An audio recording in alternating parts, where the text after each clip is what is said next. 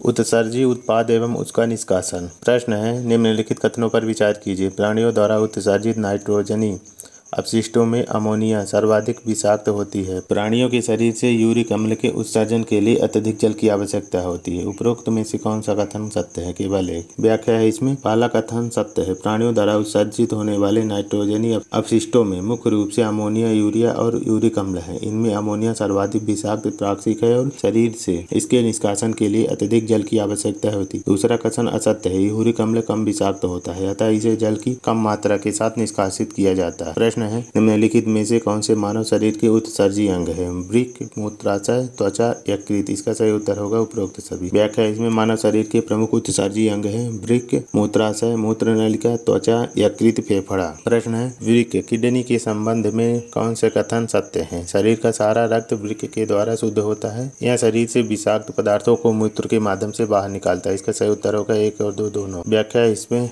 उपरोक्त दोनों कथन सत्य है। मानव शरीर के रक्त का शुद्धिकरण वृक्क के द्वारा होता है। वृक्कों द्वारा प्रति मिनट औसतन 1100 से 1200 मिली रक्त का निस्पंदन किया जाता है, जो कि हृदय द्वारा 1 मिनट में निकाले गए रक्त के 1/5वें भाग के बराबर होता है। वृक्क एक उत्सर्जी अंग की तरह कार्य करता है, जो शरीर से विषाक्त पदार्थों को मूत्र के माध्यम से बाहर करता है। प्रश्न है, मूत्र में ग्लूकोज तथा कीटोन काय की उपस्थिति किस रोग के लक्षण है? मधुमेह, डायबिटीज, मेलिटस। व्याख्या इसमें। मूत्र से ग्लूकोज की उपस्थिति ग्लाइकोसूरिया तथा कीटोन काय की उपस्थिति कीटोन यूरिया मधुमेह, डायबिटीज, मेलिटस रोग के लक्षणों को प्रदर्शित करता है। प्रश्न, निम्नलिखित कथनों पर विचार कीजिए।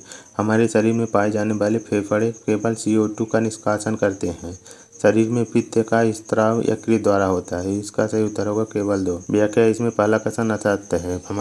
हमारे फेफड़े भारी मात्रा में CO2 और जल का निष्कासन करते हैं। दूसरा कथन सत्य है। हमारे शरीर की सबसे बड़ी ग्रंथि यकृत पित्त का स्त्राव करती है, जिसमें बिलीरुबिन, बिलिरुबिन, कोलेस्ट्रॉल, निम्नीकृत स्टेरॉयड हार्मोन, विटामिन और औषध आदि होते हैं। प्रश्न है, निम्नलिखित कथनों पर विचार कीजिए। मानव शरीर से पसीना त्वचा में पाई जाने वाली श्वेत ग्रंथियों से निकलता है। पसीने के द्वारा शरीर में नमक, यूरिया व लैक्टिक अम्ल बाहर निकलते हैं। इसका सही उत्तर होगा 1 और 2 दोनों। व्याख्या इसमें। त्वचा में उपस्थित श्वेत ग्रंथियां तथा तैल ग्रंथियां भी स्त्राव द्वारा कुछ पदार्थों का निष्कासन करती हैं। श्वेत ग्रंथि द्वारा निकलने वाला पसीना एक जलीय द्रव है, जिसमें नमक, कुछ मात्रा में यूरिया, लैक्टिक अम्ल इत्यादि होते हैं। हालांकि पसीने का मुख्य कार्य वाष्पीकरण द्वारा शरीर सतह को ठंडा रखना है, लेकिन यह ऊपर बताए गए कुछ पदार्थों के उत्सर्जन में भी सहायता करता है। तैल ग्रंथियां सीबम द्वारा कुछ स्टेरोल, हाइड्रोकार्बन एवं मोम जैसे पदार्थों का निष्कासन करती है। ये स्त्राव त्वचा को सुरक्षात्मक तैलीय कवच प्रदान करते हैं।